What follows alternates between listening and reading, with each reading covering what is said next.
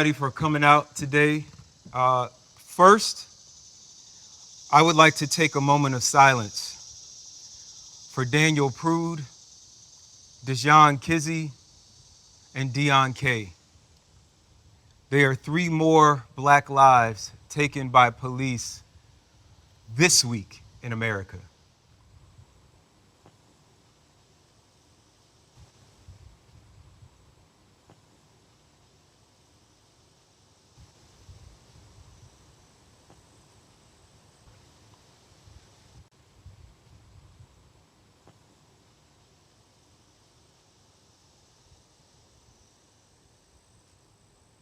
I am standing here in front of the house that I grew up in, surrounded by people who grew up with me in politics and in life. Just 2 houses down, I want to point your attention to this house on Peppermill Lane. It burned down over a year ago. And like too many houses and too many people in this city, it has been abandoned. South Fulton and Atlanta are supposed to be the Black Mecca, the place where entrepreneurs and entertainers' dreams come true.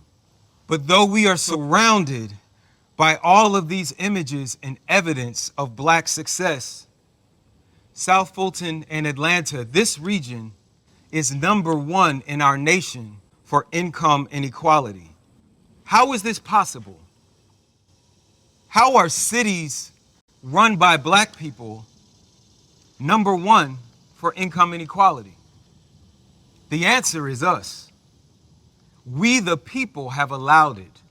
We re-elect the same politicians decade after decade.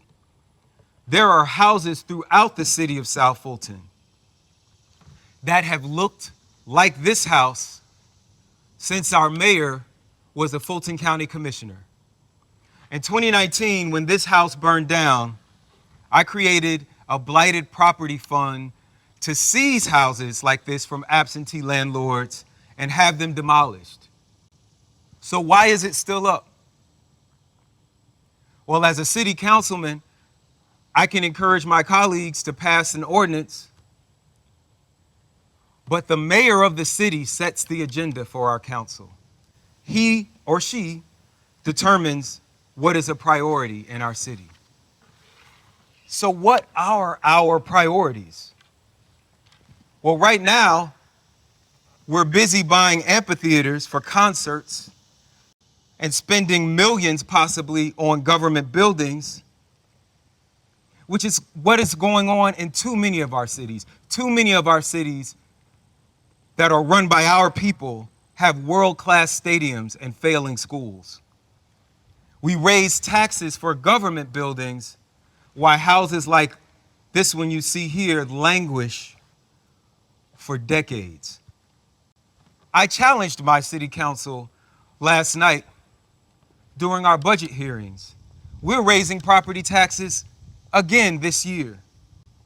I challenged my council to spend the money from the increase only on services and infrastructure that our citizens need.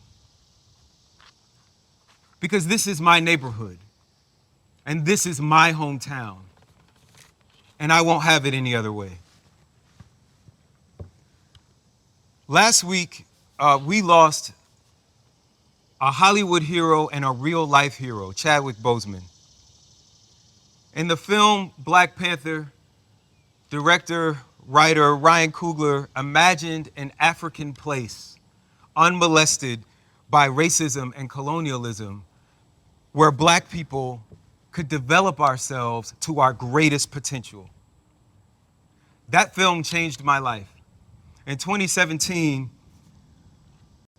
I was a Black Lives Matter activist running for city council, and I thought, since 2015, we had been building a platform that touched on a variety of issues beyond just police violence. And I thought, Surely in South Fulton, the blackest city in America, this could be a place where we finally put into practice all of those policies that we have been dreaming up for years. And I still want to do that, but in the way that all great art and artists do. The film Black Panther challenged me to dream a bigger dream.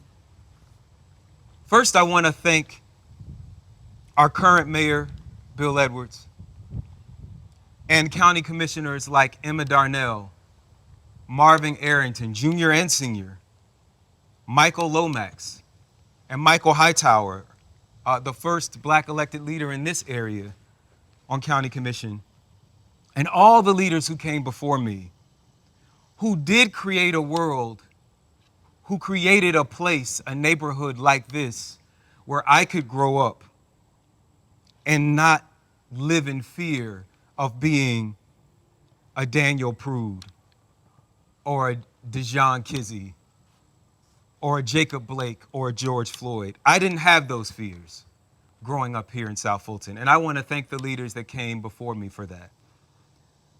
I want to thank current leaders like my council brother, Mark Baker, who is here today, who pushed our city last month to join the list of cities who have passed 8 Can't Wait legislation. DeRay, if you're listening, please add the city of South Fulton to the list.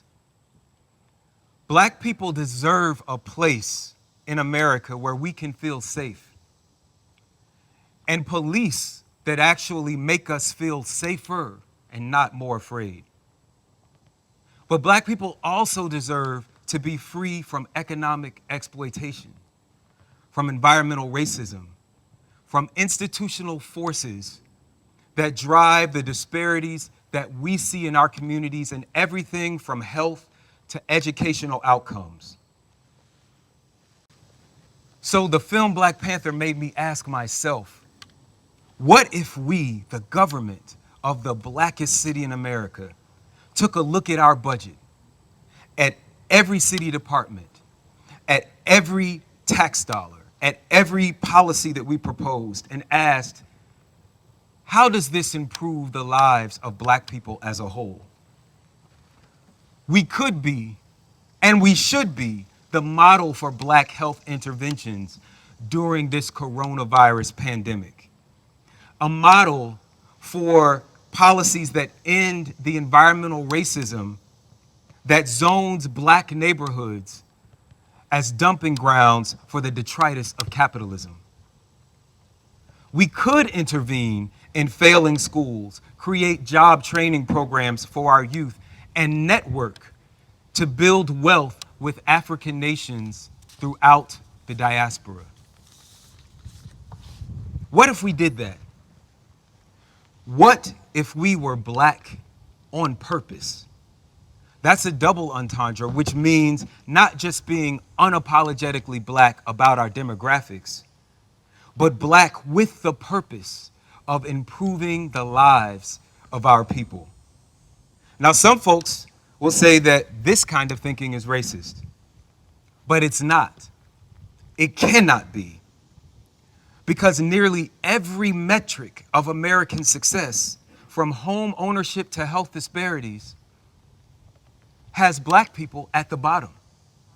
So improving the lives of black people is the rising tide that will lift all American lives in our city. If a city that is 90% black cannot have a government that looks out for us, if black people cannot be a priority here, then where in America can we be a priority?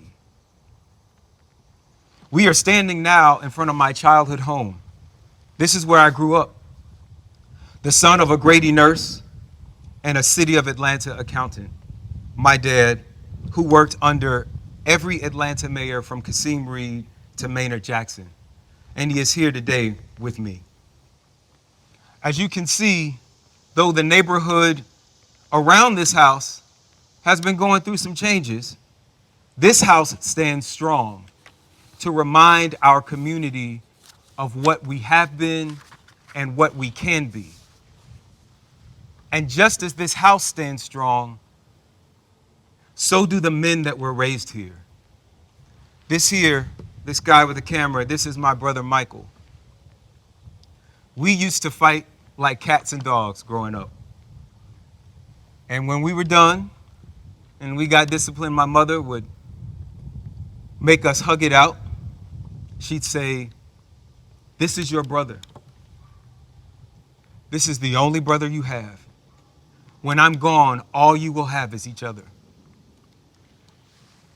My mother is gone now, but we do have each other. Acknowledging that we are the blackest city in America is acknowledging that we are family, that we have a responsibility to each other. Now, when you think of a family reunion, I know we haven't really been gathering like that since COVID, but one day we will gather together again. And when that day comes, y'all know how family reunions go. Everybody is not going to chip in. It doesn't matter who chips in what. Everybody can chip in something. And we don't punish our nieces and nephews just because our aunts and uncles don't always make the best decisions. Now, if there's a shirt, if there's a family reunion shirt, with the tree on the back, everybody may not get a shirt if everybody doesn't chip in.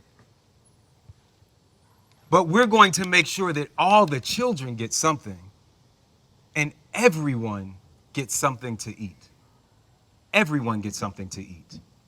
You don't even have to be a member of the family. Raise your hand now, seriously. Raise your hand if you have ever shown up to someone else's family reunion or Thanksgiving. Let me see your hands if you've ever shown up to somebody else's house for a family reunion at Thanksgiving. Did you get fed? Did they feed you? That is actually the origin of the American holiday of Thanksgiving. White people, Europeans, showed up at somebody else's table and got fed. That is a part of indigenous culture. That is a part of African culture. So we don't have to be afraid to be unapologetically black, because in our culture, everyone gets fed. You know what is un-African? Hiking up people's property taxes in the middle of a recession. That is why I am launching this campaign right now in the middle of budget season. I can't wait until 2021 to get everyone's attention, because we are deciding the budget for 2021 right now.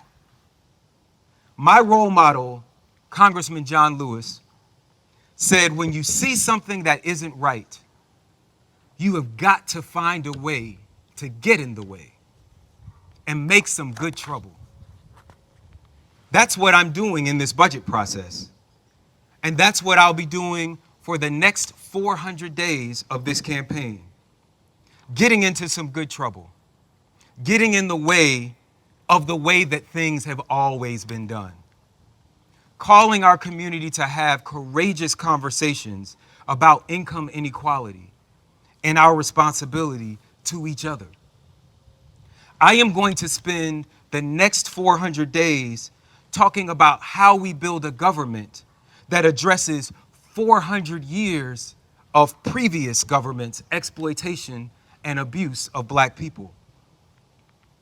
400 years of governments that have been engineered to oppress the very people who make up 90% of this city. Last summer, I came out to my constituents. Really, I had been out to my family and close friends for years. So I wasn't really coming out. I was just inviting the rest of the world in, because I understand that when you are different, that thing that makes you different, that thing that makes you unique, that is the source of your power. And if you are living your life afraid to say out loud who you are, you will never be free. And so in this season of evolution of Africans in America, I am calling the citizens of the city of South Fulton, Georgia, to come out the closet and proudly proclaim we are the blackest city in America. We are the blackest city in the richest nation in the world. We are the real Wakanda. And being for our people will benefit all people. Why? Because all people come from black people. Are we not the earth's original people? Black is not a color. Black is the essence of all colors. It's not national, it's universal. Being black is being inclusive, not exclusive. The kind of inclusivity that I am calling for by making this budget process more transparent so that everyone in the village has a seat at the table where the decisions are being made. The time has come for us to recognize, to recognize who we are. The definition of recognize is to know what you have already known before. And what we know is that the city of South Fulton can become the next Greenwood, Tulsa, the next Rosewood, Florida, the next Hilton Head Island. And if you don't know the black history of those places, then I need you to Google it as soon as this speech is done. Old National can become, should become, the next Black Wall Street, the capital of the African diaspora. But because, as the poet Nikki Giovanni reminds us, black love is black wealth, we must also be a place that invests as much in developing our poorest communities as we do in policing them.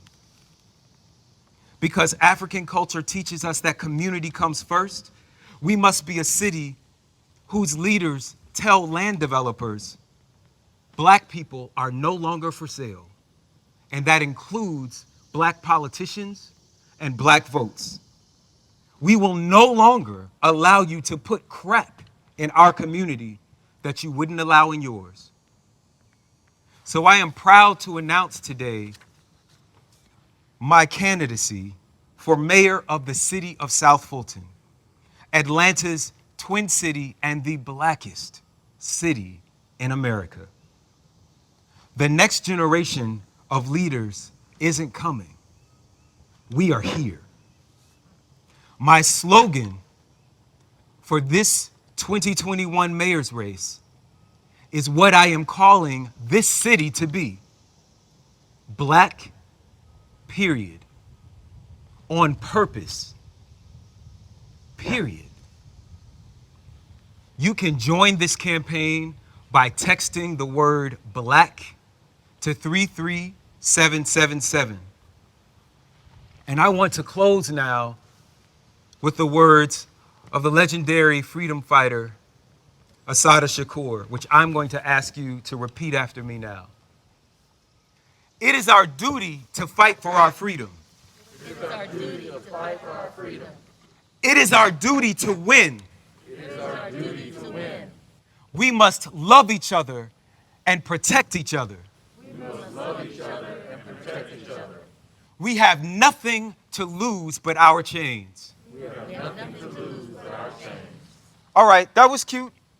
But now I want you to say it so the ancestors can hear. You're going to say it one more time. It is our duty to fight for our freedom. It is our duty to fight for our freedom. It is our duty to win. It is our duty to win. We must love each other and protect each other. We must love each other and protect each other. We have nothing to lose but our chains. We have nothing to lose but our chains. Say that again. We have nothing to lose but our chains. We have nothing to lose but our chains. One more time. We have nothing to lose but our chains. We have nothing to lose but our chains. South Fulton forever. Thank you.